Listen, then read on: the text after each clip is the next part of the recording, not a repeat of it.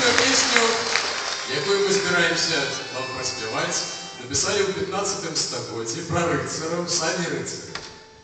Гэта песня была напісана дзесьці на беларуска-польскім памежжы, таму в ёй можна пачуць мешаную беларуска-польскую мову.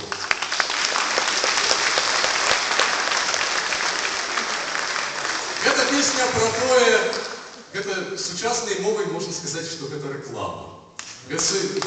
Гэта песня про тое, як цудоўна быць рыцарам.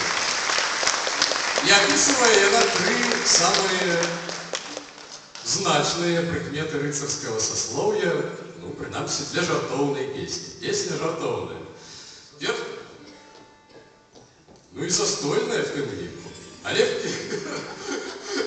цікава, што песня жартоўная, таму прыкметы гэтыя вельмі ў жартаўлівым выглядзе там пазначаны. Распавядзем ці... Не распавядзем. Вы ведаеце, вы кожны раз вельмі шмат балкочым, тому што нарэшце ніхто не застрэліць гэтага альпініста з арбалета. Вы, напэўна, ведаеце апошняга альпініста. Ведаеце гэты жарт, што у них жыве 80 гадоў, а 60 з іх настройвае сваю людню. Жарт сярэднявечны.